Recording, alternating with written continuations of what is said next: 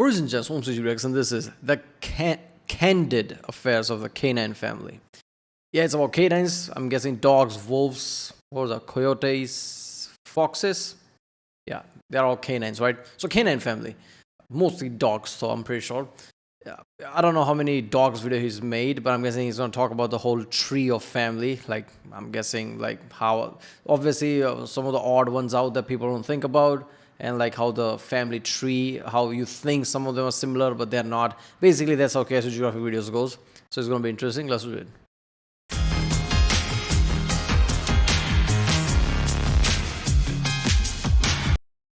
Remember, if you like my Reaction, don't forget to subscribe so that way I know which type of videos to react to more, and you can really help out this channel by helping the algorithm and things. I'm watch many different type of videos. Obviously like zoology type of videos, but I watch like history, video games, military style videos about equipment and things. So YouTube sometimes get confused. So yeah, any engagement this video gets, that way like algorithm can be helped, I guess. That's what it. Surprise, motherfucker.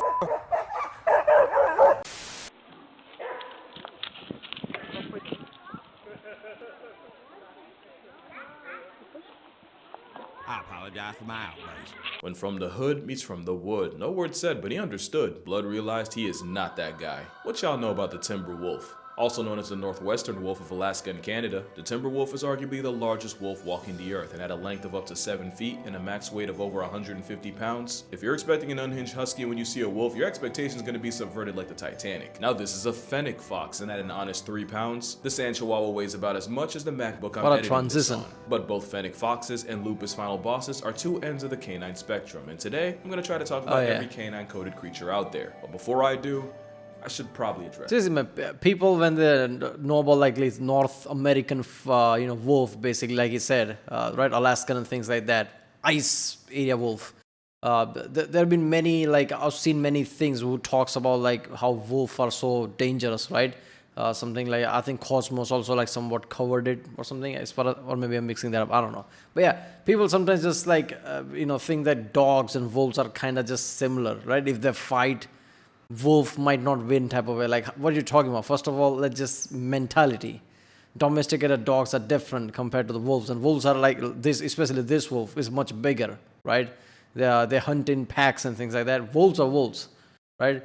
Even the trainers who like have this wolves like kind of like volatile type of mentality, right? Something the wolf does like growl and something, they just tell people to like, okay, enough, let's just go away. I have to take this wolf away now, right? Otherwise they will become untenable or something. So wolves are really dangerous.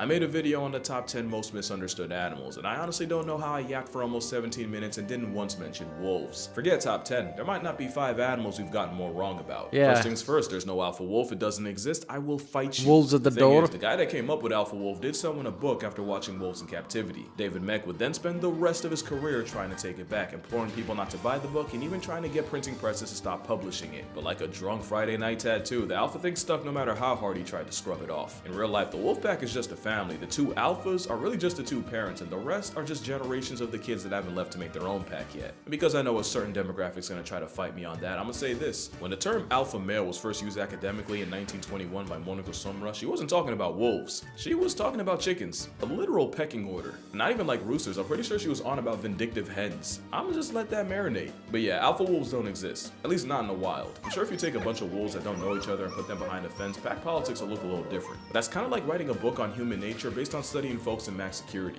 And unlike prison, a wolf pack is actually structured to avoid infighting. As a rule, you usually get 5 to 9 wolves in a pack. And because nature hates rules, in 2011, there was a pack of 400-something wolves terrorizing the town of, I'm gonna say Verkoyansk, where they allegedly murked 30 horses in 4 days. Yeah, only in Russia. Sounds more close to it. Verkoyansk, something like that, I don't know, yeah. It makes sense why wolves don't have infighting, otherwise their infighting would never stop. That's how wolves are made, just for survival, right? And I've heard about them many times, obviously from Tier Zone, obviously Casual Geographic, like alpha wolf and alpha thing type of way, it doesn't really exist. Every time, there's some kind of a scene on a movie or show who just try to make some big point of things, where they explain something like how I'm an alpha. Somebody just stops in the middle of it, no, there's no such thing as alpha, try again. Russia. The alpha thing's not the only thing we've gotten wrong about wolves. We've been doing them dirty for decades. Like that time we thought wolves were pests when actually... You remember when I said nature's like a Jenga tower and some animals are the block that can bring it all down? The op of riding hood is a keystone species that stabilizes the ecosystem. We know that because after humanity went ahead and wiped wolves off the Yellowstone census, the elk started wilding and eating all the plants, the songbirds and beavers that needed the plants went ghost, and without beavers, everything was damned. Not to mention, the one animal people arguably hated more ran through America. But we'll get to that. All that, and wolves actually kill less than 1% of livestock, and that was the whole reason we went ahead and played God in the first place. There's more too, like the fact that wolves are actually scared shitless of people, to the point where they'll avoid buildings, roads, and even the sound of a snowmobile can stress them. Big bad wolf has only killed less than 40 people in North America, and about 30 of those happened before the 1900s. Meanwhile, this shit was last year. There's also little fake facts that personally grind my gears, like wolves don't howl at the moon. They howl mostly to communicate they face the moon because unless you're rallying earthworms, if you're making an announcement, you're probably facing up. They also howl to mark their territory, and sometimes they just do it for pack bonding. That's so cool. Thank you.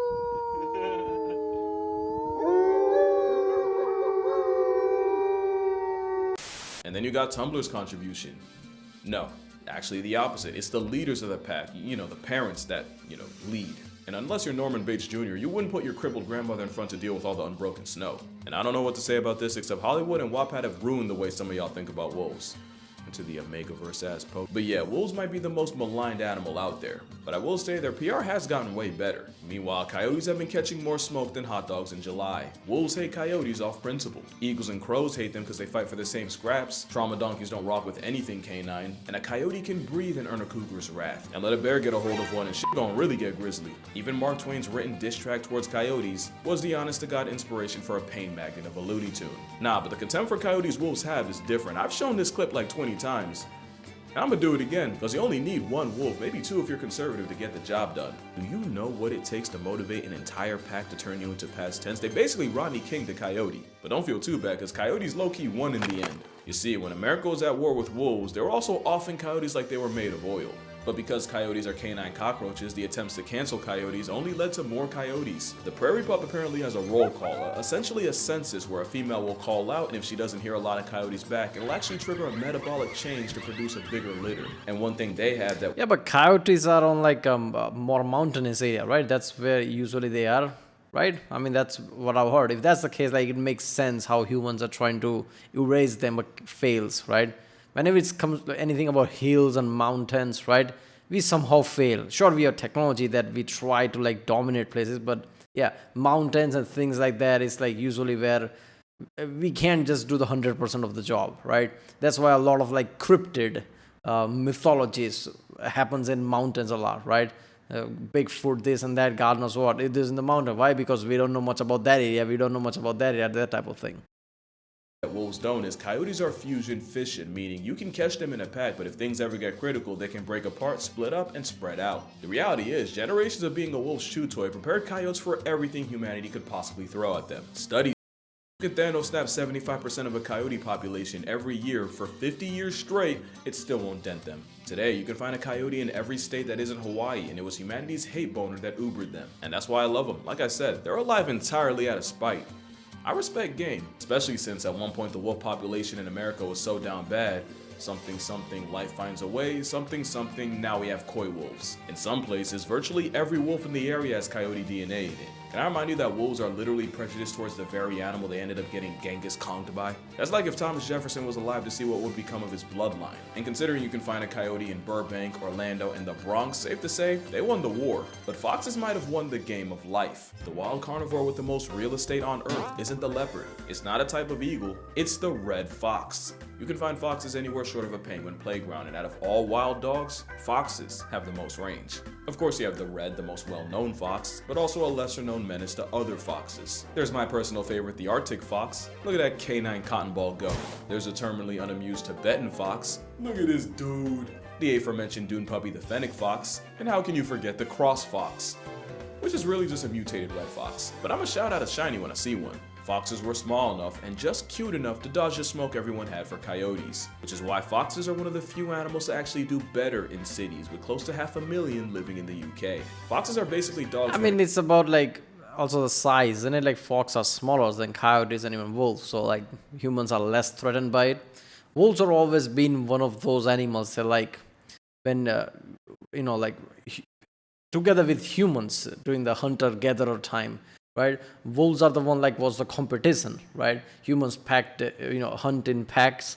Same thing with the wolves, right? That's why eventually we domesticated them. Now we have dogs, right? So that makes sense why over time there's been like more of a rivalry. Let's just say not rivalry. I mean, we'll basically like became too powerful over time. But there was a time where it was like somewhat of a rivalry for hunting and things. So it makes sense.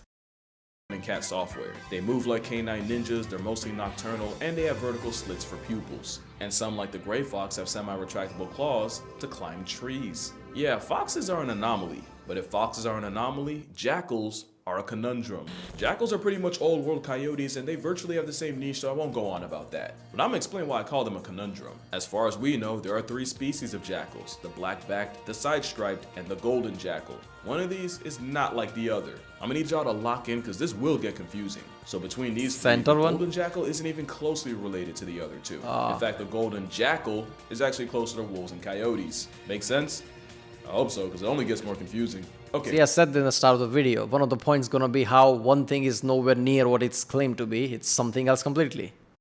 So golden jackals are found in Africa and Eurasia, and for a while we assumed they were the same species, but you know what they say about assuming. Turns out the golden jackal of Eurasia diverged from the wolf-coyote common ancestor 1.9 million years ago. The African variety followed suit 1.3 million years in the past. So not only are there about 600,000 years of separation, African jackals are that much closer to wolves. So much that it was never a jackal at all. So now we say Africa has a golden wolf. So, recap: 3 types of jackals, 2 types of golden jackals. Golden jackals aren't closely related to the other jackals. One of the 2 types of golden jackals is actually more related to wolves, and the other is an actual wolf. Also, this has nothing to do with anything, but I just wanted to add that jackals took a cue from coyotes. Something, something, Jurassic bark, something, something, we have jackal-dog hybrids. One man bred a jackal dog to sniff out airport explosives.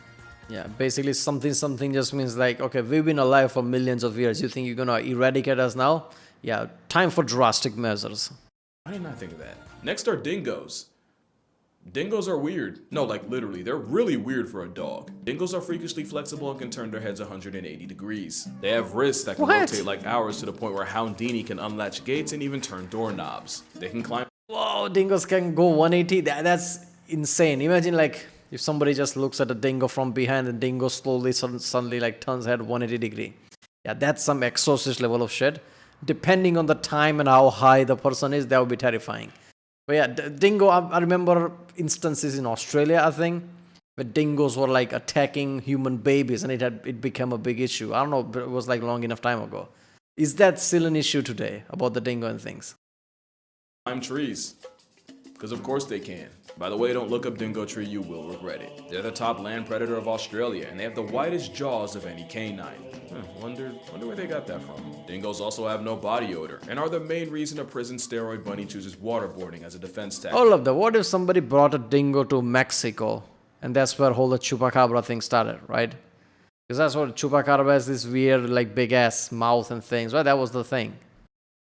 You'd expect a dog molded by Australia to be built different. The only thing stranger is where exactly they came from. Some say dingoes are pet dogs that saw Australia as free real estate, and others, they swear dingoes have been here for 10,000 plus years. But after a whole lot of debating, seems like we finally come to a consensus. Dingoes were more than likely airdropped by sea-traveling humans from the islands of Southeast Asia and China some 5,000 years ago, where they stayed isolated from anything canine until European settlers pulled up much later. Before that, dingoes had this relationship with indigenous Australians. Not exactly like pets, but they were chill with each other. After years of plot development, they would become the kangaroo nightmare we know them as today. They've been compared to New Guinea singing dogs, Carolina dogs, and Indian pariah dogs. And if you look close enough, yeah, I can see it. There is another argument as to whether dingoes are their own thing or just another subspecies of wolf. The way I see it, dingoes aren't from there, but they were brought there, and they've been there long enough to have a defined role in the system, and now you can't tell the history of the country without talking about them. Kind of like...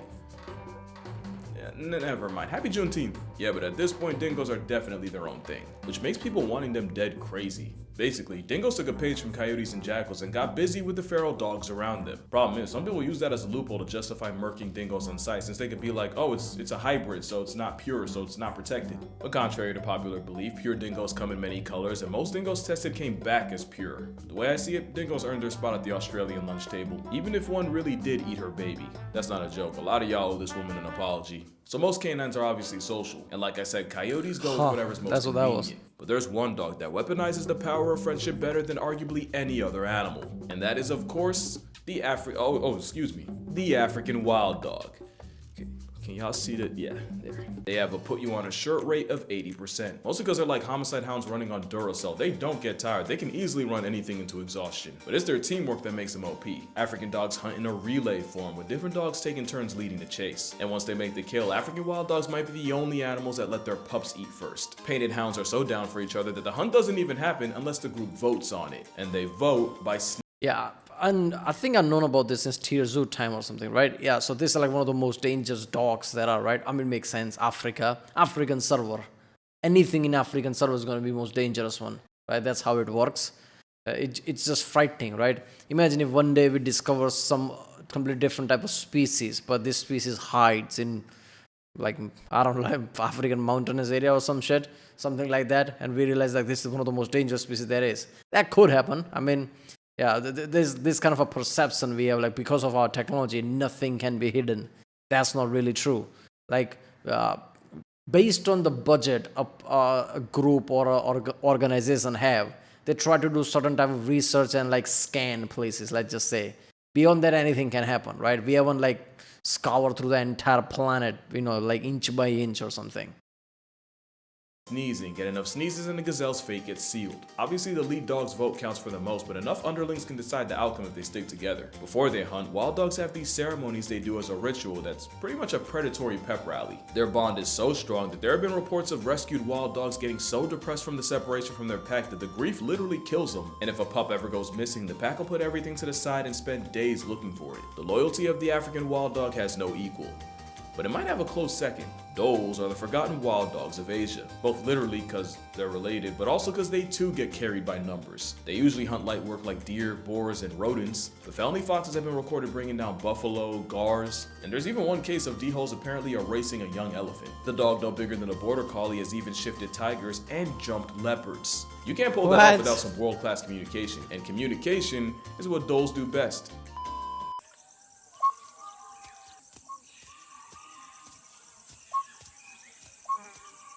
Yeah, they whistle. It helps them keep track of each other in the dense jungle, but also makes them sound like a black-owned smoke Okay, it's 2024. Can we please let this joke They'll also pee while doing a handstand to mark their territory. That has nothing to do with anything. Yeah, okay. See, the tiger clip is insane. Anything like this, even trying to attempt to do anything with tiger is insanity without, just spotting the tiger and running away, right? So that's a respect at a whole other level, right? But yeah, seriously, man, when it comes to this kind of dog depression and things, people don't think about that. But yeah, the more we learn about these animals, the more we realize like how a lot of human type emotions that we think of, they're actually going through with that every single day, right? And with the dogs, right? Dog call. Sometimes, domesticated dogs, sometimes you hear another dog and they start barking. To me, it feels like, that's more of like a DNA thing, right? People say like they're just angry with each other or something, or just like saying hi or something. But to me, it always felt like, some, DNA thing from the, back wild times, where like if a dog calls, you have to listen type of way, whether you want it or not, right? That's how they evolved, right? You be communicating with each other, where is the other dog and things like that when they hunt in packs or something. So that is, even the domesticated animals are really different. That, like the monkey video that Geographic showed, like how domesticated monkey went to the zoo and was nearly terrified, just like how other chimpanzees, I think chimpanzee, right? Was it? Yeah, chimpanzees were doing. So domesticated dogs are very different than the wild dog because of this. But there's some DNA thing is still carrying over. So whenever they hear a dog, they have to like suddenly jump into action. I just thought it was fun. So Africa has wild dogs, Australia gets dingoes, North America and Europe both got wolves, and as you know, Asia gets the whistler. So what, did South America get left out? Of course not. This is a bush dog. Not the rarest, but definitely the most underrated. We don't know that much about them. We even thought they went extinct for a minute. They for real look more like a stubby Wolverine or a Latino Tasmanian devil, but it's because they're perfect for their life in the dense jungle near water. And boy do they love that water. They're the only wild dogs with webbed feet, and not only can they dive, they have no problems catching bodies in water. They'll even lure prey to water where another bush beast will be waiting. Speaking of prey, they'll usually violate rodents like agoutis or capybara, but they've also been known to tap out 500+ pound tapirs. Now, if you've been paying attention, you might know the bush dog's closest relative. This is the short-eared dog, and it is not the closest relative. They're another dog we know almost nothing about. Almost everything we do know about him comes from a man accidentally buying one at a marketplace and ecologist Renata Lette Pittman getting a hold of him to study. What we do know is the females are way bigger than the males. They don't hit puberty until they're 3, which is pretty weird for a dog. And one of the reasons you've probably never seen one before is they spend most of their lives in armadillo burrows. But yeah, the closest relative of the bush dog isn't its short-eared understudy. It's, yep, this is the main wolf. Even though it's not a wolf or a fox, it's really just its own thing. Every group has that one weird member. For birds, it's owls. For big cats, it's for sure the non-roaring snow leopard. And for dogs, it's absolutely this slender puppy. Don't let the thigh boots fool you. A motivated Maine wolf can hit over 40 miles per hour. Between that and the fact that they literally have a black morph, best believe the canine in Chanel boots has contributed more to cryptid culture than anyone realizes. You might be wondering what they could possibly be running from. Probably the law. Maned wolf urine smells so much like Snoop Dogg salad, they've gotten zoos raided by police. If God created the world in 6 days, he started freestyling on a Sabbath and came out with this canine casserole. They're the only canines that are completely solitary. They're the only ones with a mane. They fiend so much for apples it got named after them. And yeah, the ankle biters are still waiting to get their legs back. I mean, they even sound like an identity crisis.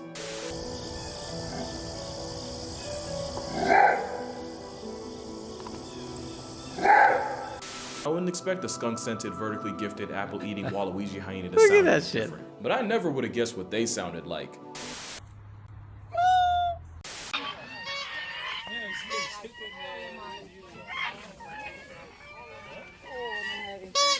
Don't be confused, it may be raccoon-coated, but it's closer to a fox in face paint. The raccoon dog also... Yeah, that Maine wolf, what are the, how strong are their bones, right? Because it's very thin legs, but the long legs, right? And it's supporting the body. Not just that, can run at 40 miles per hour. Those legs must have really high strength, right? They're not breaking or something like that. Every time I think about that, it's like really weird, right? If they were like a bit thicker, it would make sense, but they're really slim, right? It's for the length and how big the wolf is, and then I don't know, man. Known as a tanuki is proof that once again, same test, similar solution, homie, you know it's convergent evolution. They also inspired the Danuki, a supernatural creature in Japanese mythology known for shape-shifting, and for other things I can't talk about. In real life, raccoon dogs are the only canines that hibernate, which is fitting because they might have caused the entire planet to hibernate in 2020, allegedly. Also, Tom Nook the tanuki. Anyway, only 2 zoos in America have raccoon dogs, so if you want to see them IRL, you're kinda out of luck. But at least they're not endangered, not like the last canine here. The Ethiopian wolf isn't just Africa's most limited carnivore, it's the rarest canine on Earth with less than 500 in stock. The thing with them is they're really good at living off the rodents living in the Afro Mountains. They've even learned to hunt near grass-eating geladas for better results. But Ethiopian wolves are also specialists, which means they can really only function in one place. So you're actually looking at the panda of dogs, except they're actually 3 times rarer, with habitat loss, getting smoked by farmers, and overgrazing from competing cattle not exactly helping them out. They're actually pretty cool if you get to watch a couple videos of them, but if we don't get our shit together soon, videos are gonna be all we have. And even though they're not technically hanging by a thread, wolves are still getting done dirty. They're still seen as pests in a lot of places and often murked on sight. Or you got wolf dogs bought to be a flex, only to be predictably thrown to the streets. It's a good thing we got places like the Howling Woods Farm in New Jersey. It's a sanctuary for wolf dogs that were abandoned only to be given a second chance at life. That absolute unit,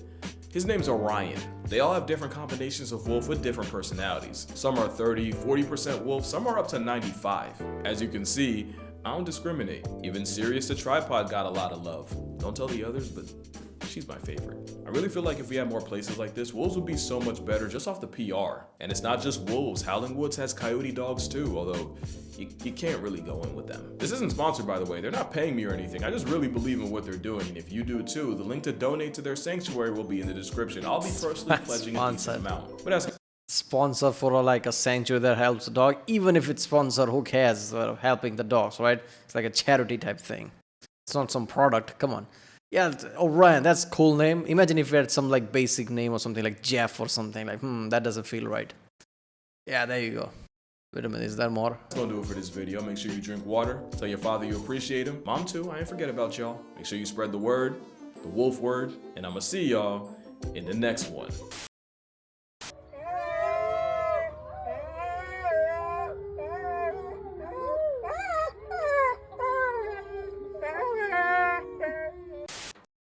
The African what?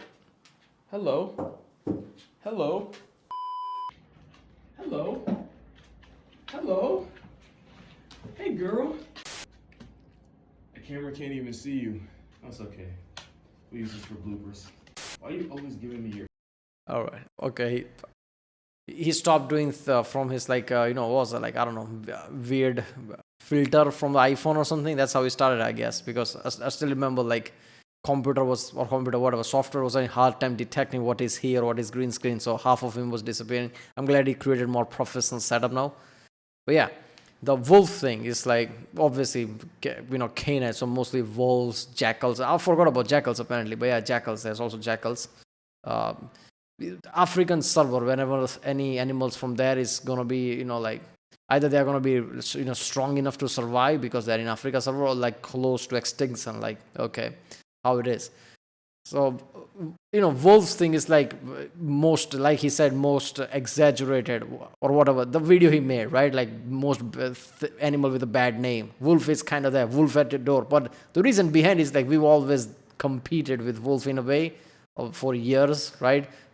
Caveman time and things like that for like hunting and things, right? I don't know.